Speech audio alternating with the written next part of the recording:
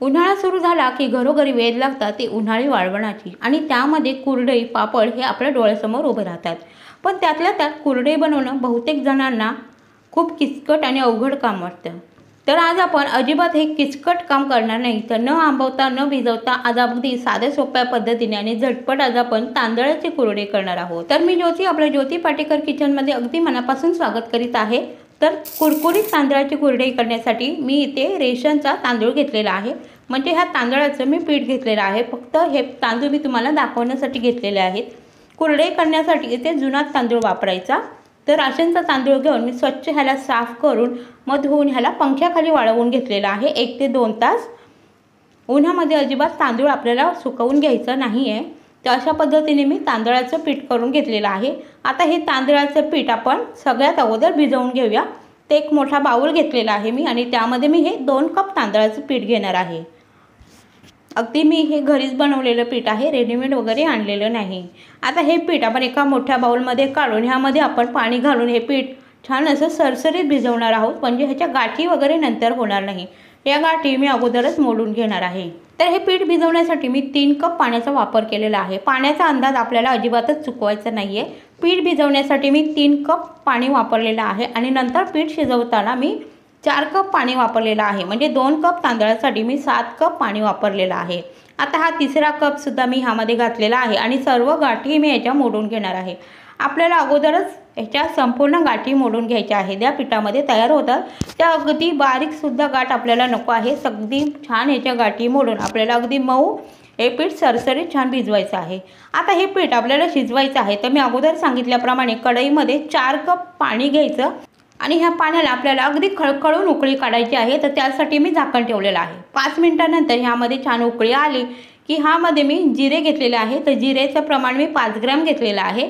मीठ घेतलेलं आहे, मिठाचं प्रमाण देखील मी 5 ग्रॅम घेतलेलं आहे आणि इथे पापडखार घेतलेला आहे मी, त्याचं प्रमाण मी थोडंसं जास्त म्हणजे 10 ग्रॅम मी पापडखार घातलेला आहे।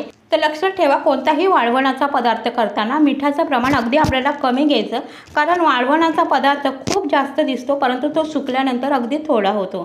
आता या पाण्याला छान उकळी आली, जिऱ्याचा ह्यामध्ये रंग छान उतरलेला आहे। ह्यामध्ये आपल्याला भिजवलेलं पीठ घालायचं आणि अगदी पटापट हे पीठ आपल्याला मिक्स करून घ्यायचं आहे।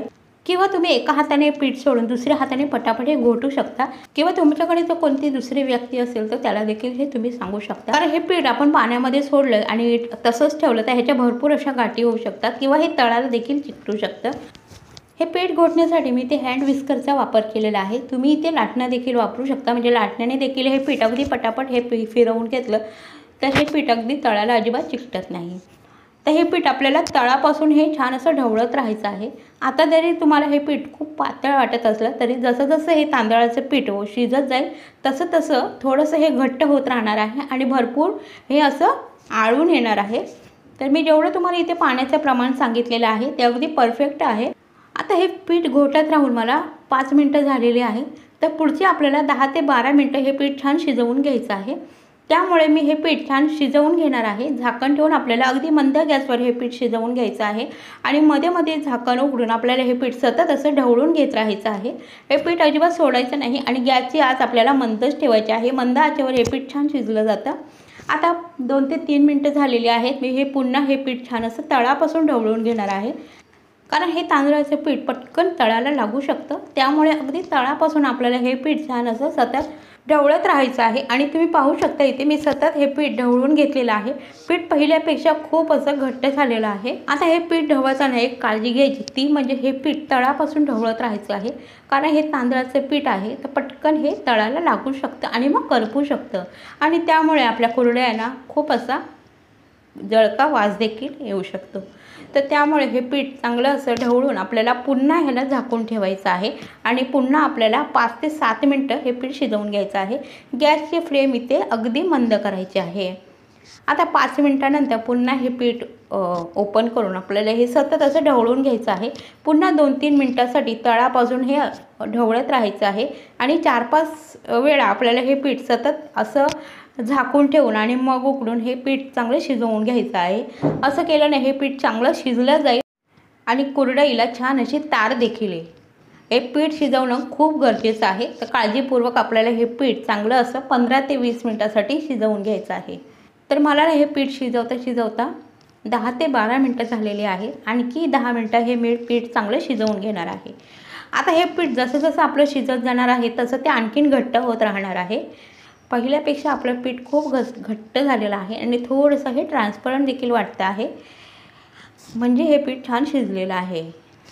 तर आता हे पीठ शिजवताना मला 20 मिनटं झालेली आहेत आणि आपलं हे पीठ चांगलं शिजलेलं आहे। तर आता हे आपण थोडा वेळसाठी झाकून ठेवूया आणि दुसरी तयारी करूया। तर दुसरी तयारी कोणती ती पाहून घेऊया। तर कुरडई तयार करण्यासाठी आपण जसे दिवाळीमध्ये शेव किंवा चकली ज्या साच्याने बनवतो तो साचा मी घेतलेला आहे इथे, आणि मध्यम आकाराची इथे शेवची मी जाळी घेतलेली आहे। तर ह्या शेवच्या जाळीने आपण आज कुरडई बनवून घेणार आहोत। तर ह्या साच्याला अगोदर आपण ही जाळी चांगली अशी लावून घेणार आहोत। या कुरडईच्या साच्याला म्हणजे ह्या चकलीच्या साच्याला अगोदर तेलाने छान असं ग्रीस करून घ्यायचं, म्हणजे पीठ जास्त चिकटत नाही, आणि ह्या जाळीला सुद्धा। आता हा साचा ह्या जाळीमध्ये लावून आपल्याला चांगलं फिट करून घ्यायचं आणि ह्यामध्ये आपल्याला हे जे शिजवलेलं पीठ आहे ते गरम असताना ह्यामध्ये भरून घ्यायचं आहे। पाहू शकता पहिल्यापेक्षा पीठ आपलं खूप घट्ट झालेलं आहे आणि थोडासा याचा रंग देखील बदललेला आहे। तर आता हे पीठ आपण कुरडईच्या साच्यामध्ये म्हणजे चकलीच्या साच्यामध्ये भरून घेऊया। आता हे जे तांदळाचं पीठ आहे शिजवलेलं ते आपल्याला ह्यामध्ये भरून घ्यायचं आहे आणि मग ह्याच्या आपल्याला अगदी मस्त अशा कुरड्या तयार करून घ्यायच्या आहेत। तर मी इथे सर्व कुरड्या अशा पद्धतीने एका पॉलिथिनवर ह्या घातलेल्या आहेत। चांगल्या क्वालिटीचं आपल्याला प्लॅस्टिक इथे घ्यायचं आहे, म्हणजे प्लॅस्टिकचा पेपर, आणि त्यावर आपल्याला ह्या कुरड्या अशा पद्धतीने बनवून घ्यायच्या आहेत। तर थोड्या अंतरावर अशा पद्धतीने मी कुरड्या बनवून घेतलेल्या आहेत। तर जास्त मोठ्यासुद्धा मी कुरड्या बनवलेल्या नाही, ती मध्यम आकाराच्या किंवा तुम्ही छोट्या देखील म्हणू शकता। अशा पद्धतीने सर्व कुरड्या मी बनवून इथे 2 ते 3 दिवस चांगल्या उन्हामध्ये वाळवून घेतलेल्या आहेत। पाहू शकता अशा पद्धतीने माझ्या इथे तांदळाच्या कुरड्या बनवून झालेल्या आहेत। ह्यामध्ये मी जिरे घातले त्यामुळे ह्याचा रंग थोडासा पिवळसर आलेला आहे। तुम्हाला जिरे जर घालायचे नसतील तर तुम्ही अशा पांढऱ्या शुभ्रसुद्धा ह्या तांदळाच्या कुरड्या बनवू शकता। तर कुरड्या तर छान अशा वाळलेल्या आहेत, म्हणजे खूप सुंदर झालेल्या आहेत। आपण तळून पाहूया। तर कुरडई तळण्यासाठी छान अगदी कडकडीत असं तेल अगोदर आपल्याला गरम करायचं आणि कुरडई घालायची यामध्ये। कुरडई घातल्या पाहू शकता मस्त अशी फुलून वर आलेली आहे आपली कुरडई इथे सुंदर तयार झालेली आहे। अशा पद्धतीने मी आणखीन 2 ते 4 कुरडया तळून घेणार आहे। तर तेलामध्ये घातल्या आपल्या कुरडई छान अशा फुलून वर येतात। याचाच अर्थ असा आहे की आपण जे प्रमाण घेतलेले आहे ते अगदी योग्य आहे। खूप सुंदर आपल्या कुरडया इथे तयार झालेल्या आहेत। तर यंदा वाळवणाच्या पदार्थामध्ये तुम्ही अशाच पद्धतीने ह्या तांदळाच्या कुरडया एकदा नक्की बनवून पहा।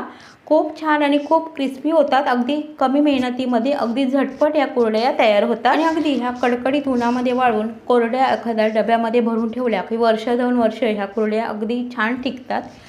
हवं तेव्हा तुम्ही ह्या कुरडया तळून खाऊ शकता। तर अशा पद्धतीने इथे आपल्या छान कुरडया तयार झालेल्या आहेत। तर 5-6 कुरडया मी इथे तळून घेतलेल्या आहेत। आता आपण ही कुरडई तोडून पाहूया। तर पाहू शकता खूप छान अशी फुललेली आहे आपली कुरडई आणि खूप अगदी क्रिस्पी आणि कुरकुरीत झालेली आहे। हे पहा, तर खूप छान आपल्या कुरडया तयार झालेल्या आहेत। तर तुम्ही सुद्धा यंदा ह्या उन्हाळ्यामध्ये या कुरडया तांदळाच्या एकदा नक्की बनवून पहा आणि मला कमेंटमध्ये नक्की कळवा।